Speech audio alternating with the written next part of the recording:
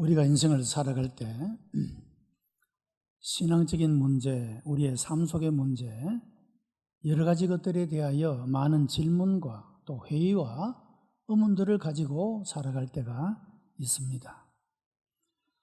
우리가 겪는 삶의 고난과 어려움에 대해서, 사회의 부조리와 악에 대하여, 정직하고 정의로운 삶과 신앙의 가치에 대하여 우리가 질문하며 고민하며 갈등하며 그렇게 살아갈 때가 많습니다. 이런 질문의 시간들은 우리들에게 꽤나 고통스럽고 힘들게 만들기도 합니다. 그러나 우리가 이런 과정을 지나게 되면 우리는 마음속의 평안함과 해답을 얻는 평안함과 그리고 우리 마음의 큰 확신으로 우리 마음이 채워지는 것을 경험하게 되는 것입니다. 그러므로 우리가 어떤 종류의 시험과 유혹과 회의가 닥쳐온다 할지라도 우리가 낙심하거나 무너지지 말고 이기는 성도가 되어 하나님 앞에 서는 그런 우리 복된 성도들이 되시기를 주님의 이름으로 축복합니다. 사단은 하나님 앞에서 성도들을 참소합니다. 이간질시킨다는 것입니다. 우리의 양심에 끝없는 고발로 말미암아 우리 마음에 큰 고통을 가지게 하기도 합니다. 오늘 우리가 예배하는 이 순간에도 사탄은 우리를 참소하고 있을지 모릅니다. 지난 한 주간의 삶이 어떠했는데 그런 모습으로 하나님을 예배하느냐라고 하는 이런 참소의 소리가 우리의 마음을 사탄이 그렇게 우리의 양심에 고통을 주는 말로 찌르고 있을 수도 있습니다. 여러분, 그러나 우리가 이런 사탄의 참소로 인하여 우리 스스로를 학대하여 하나님이 원하지 아니하시는 그런 삶으로 우리가 우리 자신을 스스로 내어버리게 될 때 이것은 사탄이 목적을 이루고 있음을 기억해야 합니다. 우리는 우리의 부끄러움과 부족함과 연약함이 있음에도 불구하고 하나님은 여전히 우리를 붙잡고 계시고 우리를 사랑하고 계시며 우리 가운데 역사하고 계심을 믿으시기를 바랍니다. 오늘 본문의 말씀에서 사단이 제기한 고발은 욥이 어찌 까닭 없이 하나님을 경외하리까 라고 하는 말입니다. 여러분, 이 참소가 얼마나 그럴듯한 그런 참소인지 모릅니다.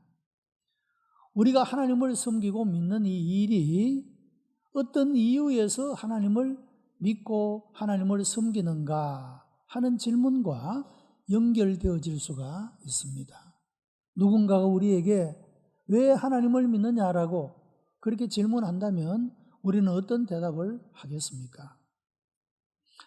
사탄이 제기한 그 의문은, 고발은 욥이 하나님께서 복을 주셨기 때문에 재물도 주시고 건강도 주시고 자녀도 복되게 하시고 하나님께서 그와 같이 큰 복을 주셨기 때문에 욥이 하나님을 경외하는 것이지, 하나님께서 이것들을 다 뺏어가 버리면 그래도 욥이 하나님을 찬송하겠습니까?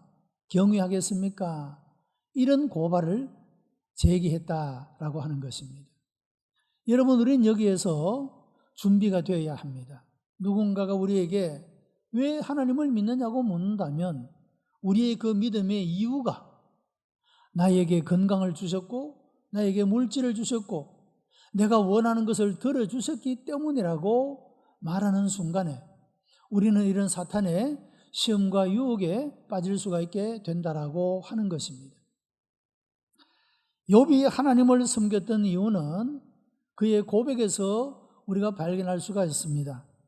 내가 모태에서 적신이 나와 싸운즉 또한 적신이 그리로 돌아가올지라 주신 자도 여호와시오 취하신 자도 여호와시오니 여호와의 이름이 찬송을 받으실지니이다. 그렇게 고백을 했습니다. 그가 재산을 잃어버리고 자녀를 잃어버리고 그런 시험을 받은 이후에 그가 고백한 말이라고 하는 것입니다. 사탄은 무언가 하나님이 욥에게 복을 주셨기 때문에 하나님을 경외한다고 그렇게 고발을 했습니다만, 그러나 욥은 그런 이유 때문이 아니라 모든 것들은 하나님이 주신 것이고 내가 아무것도 가지지 않고 이 세상에 왔는데 또한 내가 돌아갈 때도 아무것도 가지지 못하고 돌아갈 인생인데 이 모든 것 주신 분은 하나님이시니 그리고 가져가신 분도 하나님이시니 모든 역사의 주인이 하나님이시니 그저 나는 하나님의 이름을 찬송할 뿐이라고 고백하고 있다는 것입니다.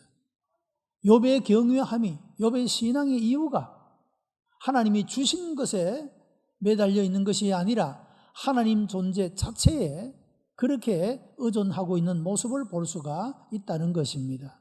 사랑하는 성도 여러분, 우리들의 믿음도 욥과 같은 든든한 믿음의 사람들이 되기를 바랍니다. 우리가 하나님께서 나에게 주신 어떤 것, 내 자녀들이 너무 잘 되어서 그것이 행복하기 때문에 하나님이 나에게 다른 사람에게 주지 않았던 건강을 주었기 때문에 다른 사람에게 들어주지 않았던 나의 기도를 들어주셨기 때문이 아니라 하나님 존재 자체, 창조주이시고 섭리주이시며 심판주이시며 무한한 사랑의 그 하나님 존재 자체 때문에 우리가 그분은 그야말로 찬송을 받으시기에 경배를 받으시기에 예배를 받으시기에 합당하신 분이시기 때문에 우리가 하나님을 찬송한다고 말할 수 있는 이런 아름다운 신앙의 고백이 우리들에게 일어나게 되기를 바랍니다. 비록 욥이 사탄의 1차 시험은 이겼지만 그것으로 끝나지 않았습니다. 사단의 또 다른 시험이 본문에 기록되고 있는 것입니다. 2장 1절로 3절에 보면 여호와께서 사단에게 이르시되 내가 내 종 욥을 유의하여 보았느냐 그와 같이 순전하고 정직하여 하나님을 경외하며 악에서 떠난 자가 세상에 없느니라. 내가 까닭 없이 그를 치게 하였어도 그가 오히려 자기의 온전을 굳게 지켰느니라. 하나님께서 사탄의 요구를 받아들이시고 욥을 치게 하였어도 욥은 그의 순전함을 굳게 지켰다라고 말하고 있는 것입니다. 이 온전이라는 말은 지조, 순정, 순전 이런 의미를 가진 말입니다. 욥은 모든 것이 사라지고 잃어버린 현장에서도 하나님을 향한 신뢰와 지조와 순정을 버리지 않고 찬양과 예배를 드렸고 신앙의 순결함을 지켜내었다라고 하는 것입니다. 그리고 하나님은 이것을 보셨다라고 말씀을 하고 있다는 것입니다. 사랑하는 성도 여러분, 여러분이 믿음으로 살고자 애를 쓰는 일이 때때로 얼마나 피곤하고 힘드는 일인지 모릅니다. 우리가 불의를 행하지 않으려고 정직하게 살려고 애쓰고 노력하는 이것이 나의 삶에 어떤 의미와 가치를 주는 것인가에 대해서 회의하고 질문할 수도 있습니다. 그러나 여러분, 우리가 기억해야 될 것은 우리의 이런 모든 삶들을 하나님께서 보고 계신다는 사실입니다. 우리의 삶을 하나님이 주목하여 보고 계시고 우리의 삶에 하나님께서 은혜를 베푸시며 우리를 지키시며 우리를 인도하시는 이런 하나님의 은혜 역사가 있다는 것을 기억해야 된다라고 하는 것입니다. 욥기 2장 4절로 5절에서 사단은 두 번째로 시험을 하게 됩니다. 소유물은 없어졌지만 그의 몸은 여전히 건강하지 않습니까? 그래서 하나님을 여전히 섬기는 것이지요. 한번 그의 몸을 쳐서 건강에 문제가 생기면 그는 하나님을 부인하게 될 것입니다 라고 다시 하나님 앞에 욥을 참소하고 있는 그런 모습을 볼 수가 있는 것입니다. 여러분, 우리도 이런 시험을 당할 때가 있습니다. 하나님이 나를 사랑하신다면 왜 나에게 이런 고통과 고난을 주십니까? 왜 이런 병이 들게 하십니까? 재물을 빼앗아갑니까? 자녀들의 길이 막히게 하십니까? 라고 우리가 하나님을 향하여 질문하고 회의하고 그렇게 우리가 때때로는 불신앙으로 나아갈 수가 있게 된다라고 하는 것입니다.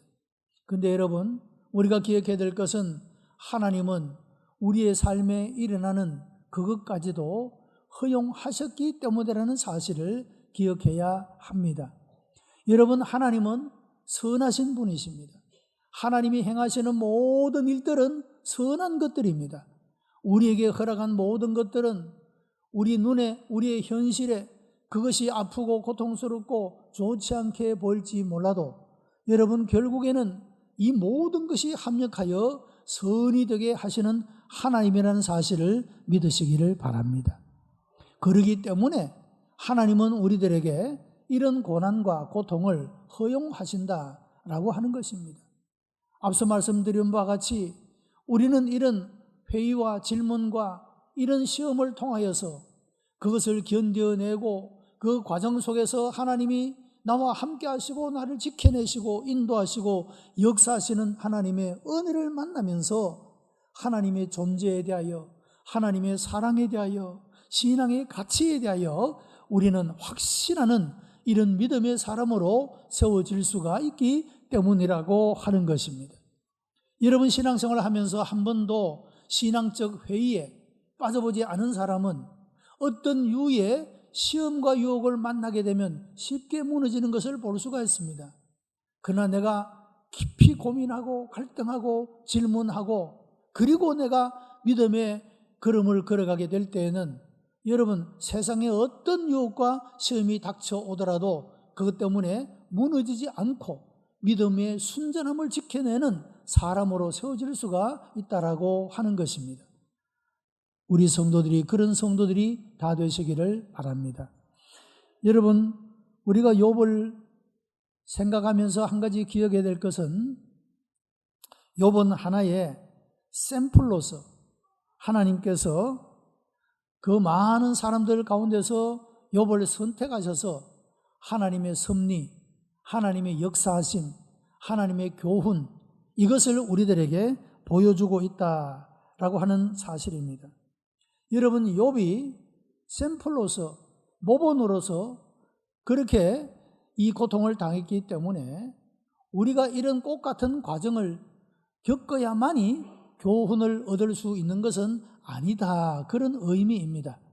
우리는 욥이 당했던 이런 고통을 바라보며 우리가 미리 준비하고 대비하고, 여러분, 우리가 이런 삶을 살아가게 되면 우리는 욥과 같은 꽃 같은 이런 위기와 고통과 어려움을 겪지 않고도 하나님이 주시는 교훈을 얻을 수 있게 하나님이 욥을 모범으로 그렇게 사용하셨다라고 하는 사실입니다. 여러분, 하나님은 우리가 감당치 못할 시험은 결코 허락하지 아니하십니다. 우리에게 지금까지 일어났던 여러분 모든 그 아프고 쓰라린 경험들, 여러분 그 모든 것들을 우리가 다 견디고 오늘 여기에 있지 않습니까? 하나님이 우리에게 주셨던 그 모든 것들은 견딜 수 있는 지혜를 주시고 용기를 주시고 희망을 주시고 담대함을 주시는 줄로 믿습니다. 그래서 우리는 다 이길 수 있게 하신다는 겁니다. 혹 우리가 연약해서 그 일을 감당할 수 없으면 하나님은 처음부터 그 모든 시험들을 피할 수 있는 길을 내신다고 말씀하고 있다는 것입니다. 여러분, 하나님은 우리들에게 감당할 능력을 주셔서 그 시험을 감당하게 하심으로 우리로 하여금 어떤 것에도 굴복하지 않을 여러분 그런 담대한 믿음을 소유하게 하시려고 때때로 우리들에게 그런 시험과 고통을 허용하실 수가 있다라고 하는 것입니다. 인격과 신앙이 모범적인 사람에게 불행한 일이 닥쳐오게 되면 주변의 불신앙자들은 어떻게 반응을 합니까? 아마도 하나님이 계시지 않는가 보다, 잘 믿어도 저렇게 되니 믿음은 아무런 가치가 없는 것인가 보다 라고 그렇게 비난하게 될 것입니다. 그러나 여러분, 여기에 대한 성경의 대답은 하나님은 여전히 이 모든 일에 주권자로 계신다라고 성경은 말씀하고 있다는 것입니다. 기독교 철학자인 프란시스 셰퍼는 성경의 제1의 메시지가 무엇인가? 그것은 하나님이 당신을 사랑한다는 것도 아니고 하나님이 그리스도를 통하여 구원한다는 것도 아니라 하나님이 계신다고 하는 것입니다 그렇게 이야기를 했습니다. 여러분, 하나님이 계시다는 것, 내 고통과 고난의 현장에, 내 아픔의 현장에 여러분 하나님이 계시다는 것, 여러분 이 사실이 얼마나 우리들에게 큰 힘이 되고 위로가 되고 여러분 능력이 되는지 모른다고 하는 것입니다. 우리가 많은 회의와 질문과 유혹 속에 있을 때에도 우리가 기억해야 될 것은 하나님이 거기에 계신다, 우리와 함께 계신다. 여러분 이 사실을 믿으시기를 바랍니다. 욥기 2장 7절로 8절에 사단이 이에 욥 앞에서 물러가서 욥을 쳐서 발바닥에서 정수리까지 악창이 나게 한지라 욥이 제 가운데 앉아서 기와 조각을 가져다가 몸을 긁고 있더니, 그렇게 말했습니다. 여러분, 사단의 두 번째 시험은 욥의 건강을 훼손시킨 겁니다. 발바닥부터 머리끝까지 악창이 났다. 여러분 상상해 보면 그의 몸이 그야말로 엉망진창의 모습이 아닙니까? 기와 조각으로 상처가 가려워 끓고 있는 그런 비참한 모습을 볼 수가 있지 않습니까? 주체할 수 없을 정도로 심각한 그런 병에 걸렸다고 하는 것입니다.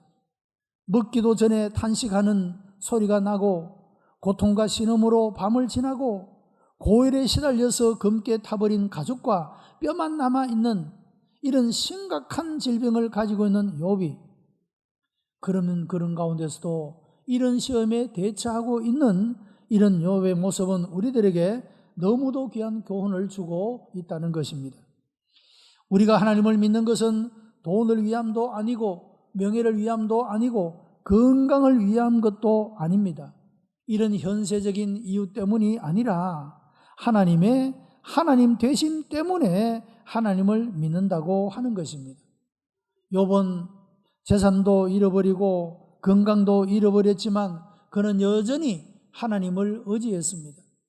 하나님께서 주신 것, 그것에 매어 달려 있지 않고 하나님 자신에게 의존하고 있는, 그러기 때문에 욥은 이런 가운데서도 하나님을 원망하지 않고 하나님을 찬송할 수 있었다라고 말씀하고 있다는 것입니다. 여러분, 자녀가 부모를 섬기는 것이 무엇인가 돌아오기 때문에 부모님을 섬깁니까? 내 부모를 섬기는 것이 마땅하기 때문입니까? 부모는 비록 학력이 많지 못해도, 비록 재산을 많이 가지고 있지 못해도 부모님은 내가 항상 사랑하고 존경하고 공경해야 될 대상이 아닙니까? 양심이 우리들에게 가르쳐주고 있지 않습니까? 마찬가지입니다. 창조되시는 하나님, 우리를 지으신 하나님, 그분이 우리들에게 무언가를 주시기 때문에 우리가 하나님을 경배하고 믿는 것이 아니라 하나님 존재 자체 때문에, 그분은 찬양받으시기에, 경배받으시기에, 예배를 받으시기에 합당하신 분이시기 때문에 우리가 하나님을 예배한다라고 하는 이런 신앙의 고백을 욥을 통하여 우리가 발견하게 된다라고 하는 것입니다. 사단은 욥의 건강을 빼앗아 보았지만 여전히 하나님을 섬기는 모습을 보고 한 가지 도구를 더 사용했습니다. 7절로 9절에 보면 사단이 이에 여호와 앞에서 물러가서 욥을 쳐서 그 발바닥에서 정수리까지 악창이 나게 한지라 욥이 제 가운데 앉아 기와 조각을 가져다가 몸을 긁고 있더니 그 아내가 그에게 이르되 당신이 그래도 자기의 온전을 굳게 지키느뇨 하나님을 욕하고 죽어라, 그렇게 비난하고 있습니다. 여러분, 사람이 제일 감당하기 힘들고 어려운 것이 무엇입니까? 정말로 나를 위로해주고 나에게 힘이 되어줄 그분이 나를 향하여 이와 같은 비난을 할 때라고 하는 것입니다. 여러분, 지금 욥이 처한 환경이 얼마나 어렵고 힘듭니까? 그의 아내가 유일한 인간의 위로자라고 말할 수가 있지 않겠습니까? 그런데 이 아내가 하는 말이 무엇입니까? 하나님을 욕하고 죽어라, 그렇게 말하고 있다는 것입니다. 여러분, 사단이 노린 것은 욥이 주님을 욕하는 것입니다. 하나님을 불신앙하고 하나님을 떠나게 하는 것인데 그 말이 아내를 통하여 나타나고 있다는 것입니다. 사단은 나의 가장 가까운 사람들을 통하여 나를 시험하고 있습니다. 여러분, 예수님의 경우에도 인류를 구속하는 십자가를 지지 말라고 만류한 사람은 수제자인 베드로였습니다. 인간적으로는 그 말이 의리가 있는 말이고 동정적인 그런 말이었었습니다. 그러나 이것은 하나님의 뜻을 거스르는 아주 큰 시험이었다고 하는 것입니다. 그 순간에 베드로는 사탄의 도구가 되었다, 그런 말입니다. 여러분, 혹 처음 예수님을 믿기로 시작한 분들도 이런 유의 시험을 만날 수가 있습니다. 여러분, 내가 누군가를 신앙의 롤 모델로 삼아서 내가 저분을 닮아가야지라고 생각하는 사람을 둘 수가 있습니다. 그런데 여러분, 만일에 그분이 시험에 빠져서 여러분 하나님을 욕하는, 하나님을 부정하는 자리에 빠진다면 나는 어떻게 되는 것입니까? 그래서 우리가 시험 될 수 있는 사탄이 사용하는 도구 가운데 나의 가장 가까운 사람, 내가 가장 믿고 의지하는 사람이 사탄의 도구로 사용될 수 있다는 사실을 기억해야 합니다. 그러므로 여러분, 우리의 신앙의 초점은 사람에게 있어서는 안 된다고 하는 겁니다. 내가 아무리 존경스럽고 사랑하는, 믿고 따를 수 있는 그런 의지하는 사람이라 할지라도 말입니다. 사탄의 도구가 되어질 수 있기 때문에 여러분, 우리의 신앙의 초점은 오직 하나님께만 있어야 합니다. 그래야만이 우리의 믿음이 흔들리지 않고 지켜낼 수가 있다, 그런 말입니다. 그렇다고 해서 여러분, 옆에서 누가 이상한 소리 한다고 해서 사탄아 물러가라 이렇게 하면 안 됩니다. 욥은 그 아내에 대하여 이렇게 말했습니다. 10절에 그가 이르되 그대의 말이 어리석은 여자 중 하나의 말 같도다. 우리가 하나님께 복을 받았은즉 재앙도 받지 아니하겠느냐 하고 이 모든 일에 욥이 입술로 범죄치 아니하니라. 여러분, 욥의 지금 신앙의 고백이 뭡니까? 우리가 하나님께 복을 받았으니 하나님이 주시는 재앙도 받아야 하지 않겠느냐, 그 말입니다.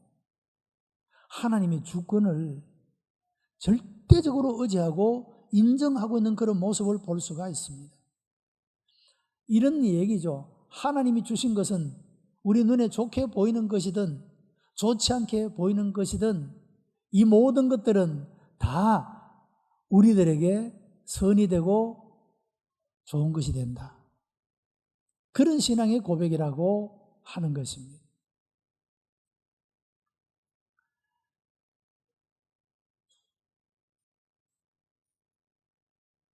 예레미야서에 보면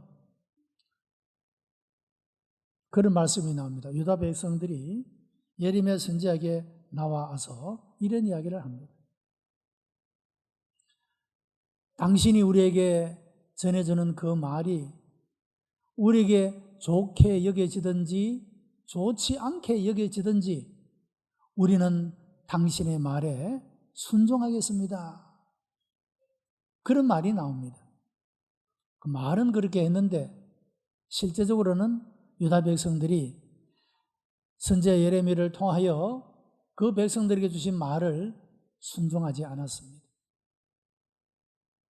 자, 여러분, 우리가 정말로 진정한 마음으로 하나님의 주권을 인정하고 하나님은 모든 만물의 창조주가 되시며 모든 만물을 뜻대로 주장하시는 주권자이심을 우리가 믿는다고 한다면, 그리고 그 하나님은 사랑이시고 그 행하시는 모든 일들이 선하심을 믿는다고 한다면 내가 이해할 수 없어도, 내가 지금은 이해하기가 어려워도, 나에게 그것이 아무런 유익이 없어 보여도 여러분 순종할 수 있는 그런 믿음의 사람이 되어야 한다는 것입니다. 믿음의 조상이었던 아브라함이 그렇게 했습니다. 백세에 낳았던 아들 이삭을 제물로 바치라 하는 하나님의 말씀, 그에게 무슨 유익이 됩니까? 도무지 이해가 안 되는 일입니다. 그래도 아브라함은 적극적으로 순종했던 모습을 보게 됩니다. 하나님은 이미 다 예비해 놓고 계셨습니다. 이삭 대신에 제물로 바칠 양을 이미 준비해 놓고 계시고, 아브라함이 이와 같이 절대적으로 하나님께 순종했을 때 내가 이제야 나를 경외하는 줄 알겠노라고 하나님이 그와 같이 아브라함을 믿음의 조상으로 인정하시고 그의 이름을 창대하게 하신 그런 모습을 볼 수가 있다라고 하는 것입니다. 사는 성도 여러분, 우리들의 믿음도 이런 믿음의 소유자가 되시기를 바랍니다. 하나님은 절대로 우리가 감당치 못할 시험은 허락하지 않습니다. 비록 재물이 날아가고 건강에 문제가 생겨도 위로해주고 사랑해 줘야 할 가장 가까운 사람이 오히려 아프게 하고 힘들게 해도 주를 향한 나의 섬김과 찬송과 예배는 변함이 없습니다.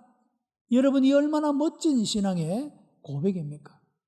요번 이런 시험을 당하고 이런 어려움을 당하고 이런 처절한 고통 속에서도 그는 입술로 여호와 하나님께 범죄치 아니했다라고 말하고 있습니다. 오늘 말씀을 듣는 우리 모든 성도들은 한 가지의 결심과 다짐을 하면 좋겠습니다. 우리가 이제까지 인생을 살아오면서 우리가 내뱉었던 그 말들로 인하여 우리가 알게 모르게 얼마나 많은 사람들에게 상처를 주고 아픔을 주고 절망하게 한 일이 있었지 않겠습니까? 그러나 오늘 말씀을 들으며 하나님 앞에 내가 결심합니다. 하나님이여, 나도 욥처럼 내 입술로 범죄치 않게 하여 주옵소서. 축복의 말을 하고 칭찬의 말을 하고 위로의 말을 하고 여러분 이런 아름다운 열매를 맺는 말을 할 수 있도록 하나님이여 내 입술에 파수꾼을 세워 주시옵소서. 내 입으로 여호와 하나님을 찬송하고 그 하나님의 영광을 노래할지언정 결단코 하나님을 향하여 원망하는 일이 없게 하여 주시옵소서. 사람을 향하여서도 그와 같이 하게 해 주시옵소서. 여러분 이와 같이 우리가 결심하고 찬송 받으실 주님, 찬송과 영광과 예배를 받으시기에 합당하신 하나님을 향하여 우리가 아름답게 온전하게 응답해 가는 그런 우리 복된 성도가 다 되시기를 주님의 이름으로 축복합니다. 기도하십시다. 은혜가 풍성한 하나님, 감사와 찬송과 영광을 하나님 앞에 올려드립니다. 우리의 삶도 욥과 같을 때가 많았습니다. 재물을 잃어버리고 하나님의 사랑을 의심하고 건강을 잃어버리고 하나님의 능력을 의심하고 살아왔을 때가 얼마나 많습니까? 그러나 하나님은 우리를 불쌍히 여기시고 긍휼히 여기시며 오늘 이 자리까지 오게 하여 주신 것 감사하옵나이다. 아버지 하나님, 우리 마음으로 확정하고 또 확정하여 다시는 우리가 입술로 범죄치 아니하고 오히려 하나님을 향하여 감사하며 찬송하는 삶을 살아갈 수 있도록 역사해 주시기를 간절히 비옵고 원하옵나이다. 우리의 이런 믿음이 우리의 삶의 모든 것들을 극복하고 승리하는 아름다운 열매가 가득하도록 하나님이 이곳에 임재하시고 말씀하시고 역사해 주시옵소서. 예수 그리스도의 이름으로 기도드리옵나이다. 아멘.